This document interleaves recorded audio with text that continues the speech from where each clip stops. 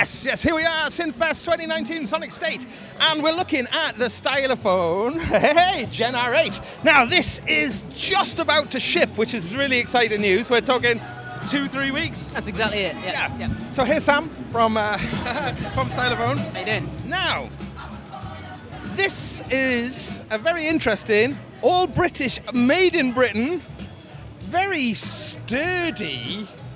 It's actually got quite a bit of heft to it. All metal construction. Yes. Fully analog synthesizer with, what's that, eight sequencer memories, a little built-in sort of a bit like an SH101 type sequencer. That's exactly it, yeah. Tell us a little bit about the sound engine. What's going on here? Yeah, so I mean the whole thing is proprietary. That was one of the key things. So for example, the oscillators are not based on anything. They are all kind of stylophone design. Yep. Same goes for the filter, proprietary 4 types. You've got low pass, high pass, band pass, and notch by combining the buttons. Exactly as you're doing, exactly. And then you've also got this drive circuit on the end, which is a kind of a JFET style, really mean. It's been specifically kind of voiced or kind of shaped to retain the low end. One of the concerns with that kind of drive circuit is that it cuts out a lot of that. Yeah, exactly. So you keep that with this, which makes it a great kind of bassy, mean synth when you want it to be. Okay, so the oscillators then. Tell us about what's going on in the oscillators. We've got 2 oscillators, but we've got quite a lot of shapes here. What's happening there? Exactly. So what you can do, first of all, if I do this, we have bypassed both oscillators. We've then got we've got our square waves on this side and our kind of sawtooth on this side. What you'll see is that you've got a square followed by a square S, followed by a square little s. And that means square with sub and then square with 2 subs. Okay, so what you can actually do, for example, if you did that on both oscillators, you've got 2 square waves, each with 2 subs on them. So you've got essentially 6 oscillators firing at once, if that makes sense. Yeah, can we hear that? So yeah, absolutely, let's have a go. For comparison, that's it without the sub. Let's get some trouser flapping on the go. Yeah. Now, we've also got a built-in delay. Yep, that's exactly right. So you mentioned the whole thing is analog. Apart from the delay, this is a digital delay based on a particular type of kind of lo-fi. That kind of thing. So it's got that kind of. It kind of gets a bit dirty towards the end, especially if you crank up the repeats and stuff, which is really nice. Okay, and then that's on its own level there that we can blend in some of that. Absolutely, yep.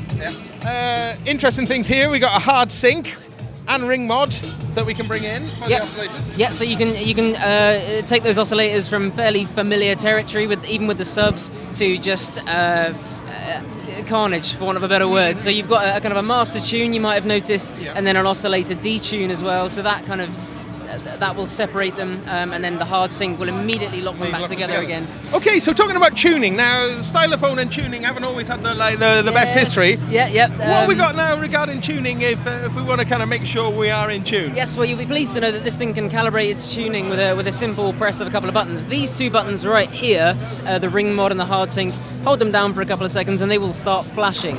That is the thing tuning itself. Yep. As soon as they've stopped flashing, it is in tune. In tune. And you're good to go. Excellent. Okay, that's really good to know. And we can see quite a lot of patchability as well. Yeah, absolutely. So those that are familiar with the Stylophone will know that it sounds really, really cool, but it's very limited in terms of its connectivity. Yep. The idea of the Gen R8 is that it plays nice with the rest of your setup. So yeah, absolutely, you can incorporate it into your Eurorack setup. You can, if you've got other kind of hardware, desktop synths, you've also got MIDI in and out on the back. So you can use it with other controllers. You can use it to control other things as well. Yep. So it's designed to slot into any system, regardless of your preferences. Great. So we got so we've got MIDI on mini jacks at the back there. Yep, that's a breakout MIDI connection. Yep. Okay, cool. And what else have we got? Oh yeah. So regarding the LFO, we've got destinations. We can go to oscillator 1, oscillator 2, or the filter with the LFO. All at the same time, I'm guessing. Yep. But also, we can route the LFO out to anything else. That's exactly it. I think the aim of it's quite a friendly LFO, for want of a better word. If you're not familiar with that kind of thing, you can immediately send it to one or all of these destinations at once. Can we have a little look at how fast we can set that LFO up? Yeah, of course. So if you don't mind, I'm going to start a little sequence. Yeah.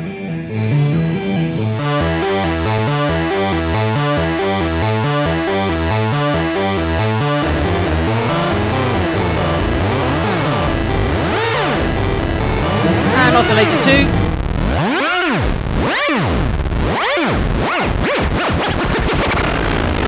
And the So filter. we get up to audio rates there. Yep.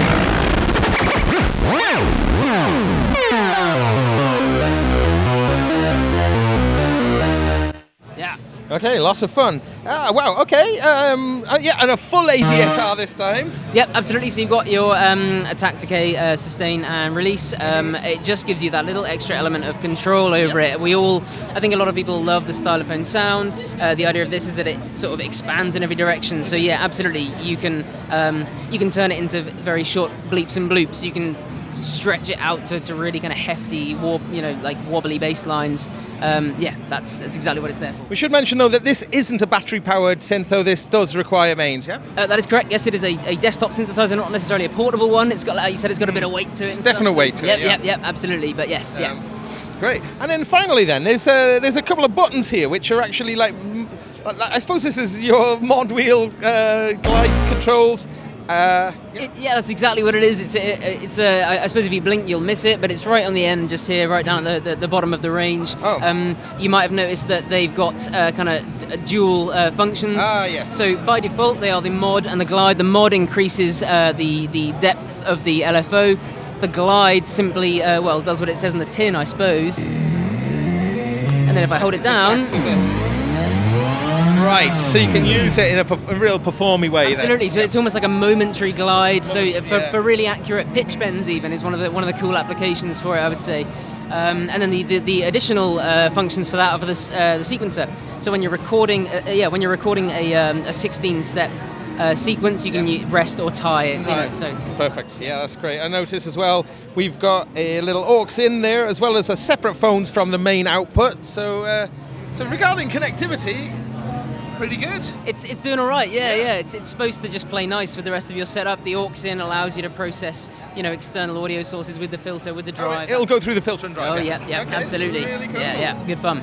Okay, well, I think Sam, thank you ever so much for showing us, and good luck with it. And yeah, so it's going to be out. Oh, price. We got a price. Yes, we do. Actually, it's £299. That's British pounds. Yes, £299. And shipping in literally a couple of weeks. 2 or 3 weeks. Yeah. Right. Great.